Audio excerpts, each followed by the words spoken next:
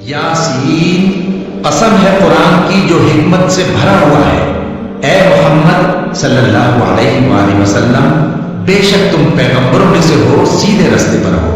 ये कुरान गालिब व मेहरबान का नाजिल किया हुआ है ताकि तुम उन लोगों को जिनके बाप दादा को खबरदार नहीं किया गया था खबरदार कर दो कि वो गफलत में पड़े हुए हैं। उनमें से अक्सर पर अल्लाह की बात पूरी हो चुकी है, सो वो ईमान नहीं लाएंगे।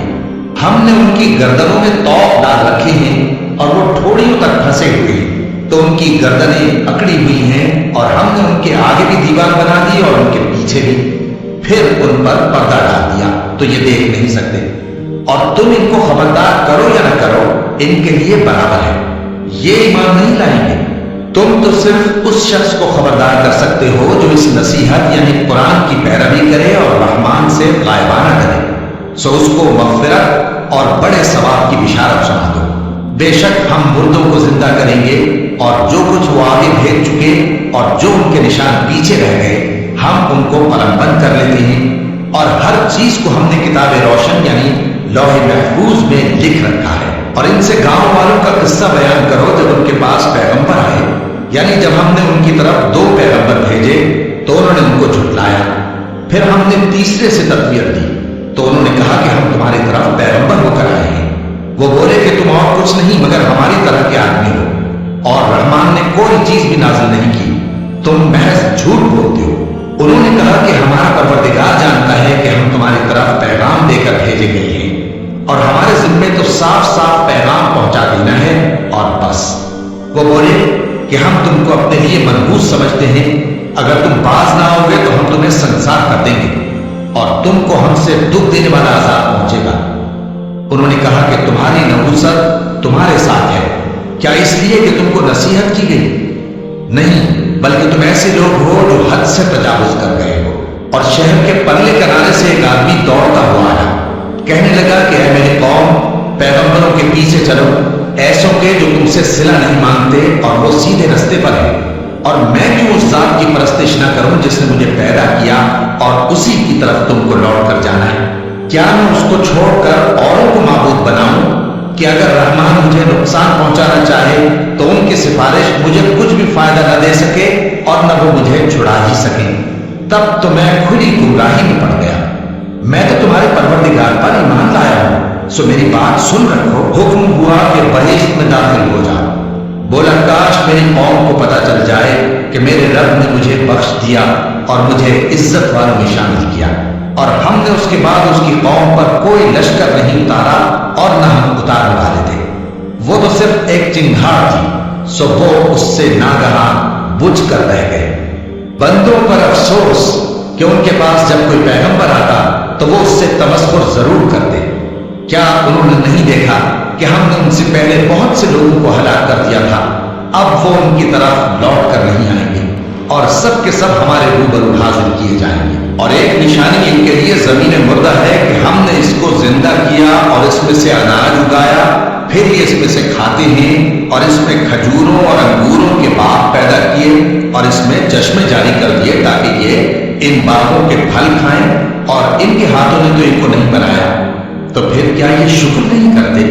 वो जात पाक है जिसने जमीन की नबातात के और खुद इनके और जिन चीजों की इनको खबर नहीं सबके जोड़े बनाए। और एक निशानी इनके लिए रात है कि इस पर से हम दिन को खींच लेते हैं तो उसी वक्त उन पर अंधेरा छा जाता है, और सूरज अपने मुकर्रर रास्ते पर चलता रहता है।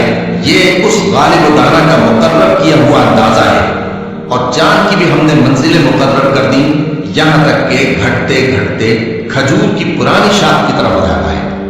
न तो सूरज ही से यह हो सकता है कि चांद को जा पकड़े, और न रात ही दिन से पहले आ सकती है, और सब अपने अपने मदार में तैर रहे हैं। और एक निशानी इनके लिए यह है कि हमने इनकी औलाद को भरी हुई कश्ती में सवार किया और इनके लिए वैसी ही और चीजें पैदा की जिन पर ये सवार होती हैं। और अगर हम चाहें तो इनको गर्क कर दें, फिर न तो इनका कोई फरियाद रस हो और न इनको रिहाई मिले, मगर ये हमारी रहमत और एक मुद्दत तक के फायदे हैं। और जब इनसे कहा जाता है कि जो तुम्हारे आगे और जो तुम्हारे पीछे है उससे डरो ताकि तुम पर रहम किया जाए, और इनके पास इनके परवरदिगार की तरफ से कोई निशानी नहीं आती मगर उससे मुंह फेर लेते हैं। اور جب ان سے کہا جاتا ہے کہ جو رزق اللہ نے تم کو دیا ہے اس میں سے خرچ کرو، تو کافر مومنوں کے متعلق کہتے ہیں کہ بھلا ہم ان لوگوں کو کھانا کھلائیں جن کو اگر اللہ چاہتا تو خود کھلا دیتا، تم تو کھلی گمراہی میں ہو۔ اور کہتے ہیں اگر تم سچ کہتے ہو تو بتاؤ یہ وعدہ کب پورا ہوگا؟ یہ تو ایک چنگھاڑ ہی کے منتظر ہیں جو ان کو اس حال میں کہ باہم جھگڑ رہے ہوں گے آ پکڑے گی، پھر نہ تو یہ وصیت ہی کر سکیں گے اور نہ اپنے گھر والوں میں واپس جا سکیں گے۔ اور جس وقت سود پھونکا جائے گا یہ قبروں سے نکل کر اپنے پروردگار کی طرف دوڑ پڑیں گے، کہیں گے ہائے بربادی، ہمیں ہماری خوابگاہوں سے کس نے جگہ اٹھایا۔ یہ وہی تو ہے جس کا رحمان نے وعدہ کیا تھا اور پیغمبروں نے سچ کہا تھا۔ وہ تو صرف ایک زور کی آواز ہوگی کہ سب کے سب ہمارے روبرو آ حاضر ہوں گے، پھر اس روز کسی شخص پر کچھ بھی ظلم نہیں کیا جائے گا اور تم کو بدلہ ویسا ہی ملے گا جیسے تم کام کرتے تھے۔ اہل جنت اس روز عیش و نشاط کے مشغلے میں خوش ہوں گے، وہ بھی اور ان کی بیویاں بھی سایوں میں تختوں پر تکیے لگائے بیٹھے ہوں گے، وہاں ان کے لیے میوے ہوں گے اور جو وہ منگوائیں گے ان کو ملے گا۔ ان کو پروردگار مہربان کی طرف سے سلام کہا جائے گا اور وہ فرمائے گا کہ گنہگارو تم آج الگ ہو جاؤ۔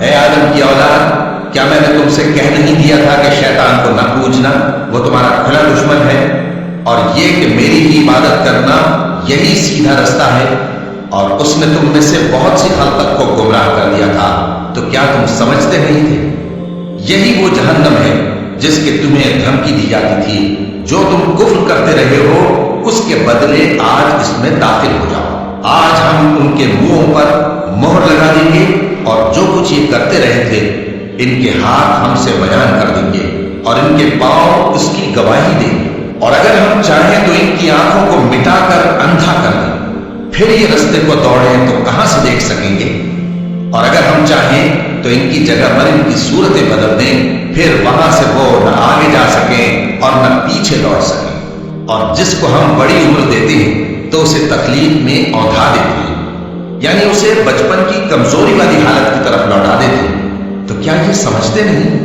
اور ہم نے ان کو یعنی اپنے پیغمبر صلی اللہ علیہ وآلہ وسلم کو شعر گوئی نہیں سکھائی اور نہ وہ ان کو شاعر ہی ہے، یہ تو محض نصیحت ہے اور صاف صاف قرآن ہے، تاکہ اس شخص کو جو زندہ ہو خبردار کرے اور کافروں پر بات پوری ہو جائے۔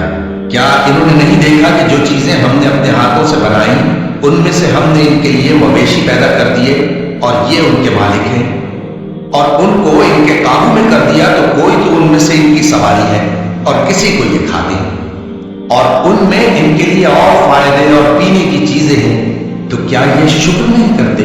اور انہوں نے اللہ کے سوا اور معبود بنا لیے ہیں کہ شاید ان سے ان کو مدد پہنچے، مگر وہ ان کی مدد کی ہرگز طاقت نہیں رکھتے، اور وہ ان کی فوج بنا کر حاضر کیے جائیں گے تو ان کی باتیں تمہیں غمناک نہ کر دیں۔ یہ جو کچھ چھپاتے اور جو کچھ ظاہر کرتے ہیں ہمیں سب معلوم ہے۔ کیا انسان نے نہیں دیکھا کہ ہم نے اس کو نطفے سے پیدا کیا، پھر وہ تڑاپ پڑاپ جھگڑنے لگا اور ہمارے بارے میں مثالیں بیان کرنے لگا اور اپنی پیدائش کو بھول گیا، کہنے لگا کہ جب ہڈیاں بوسیدہ ہو جائیں گی تو ان کو کون زندہ کرے گا؟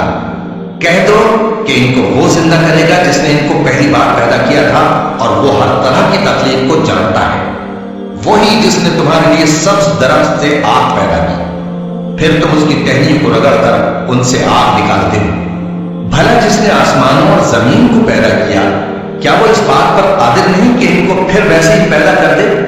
کیوں نہیں؟ اور وہ تو سب کچھ پیدا کرنے والا کامل علم والا ہے۔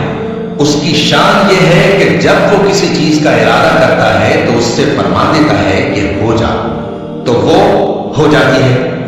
وہ ذات پاک ہے جس کے ہاتھ میں ہر چیز کی حکومت ہے، اور اسی کی طرف تم کو لوٹ کر جانا ہے۔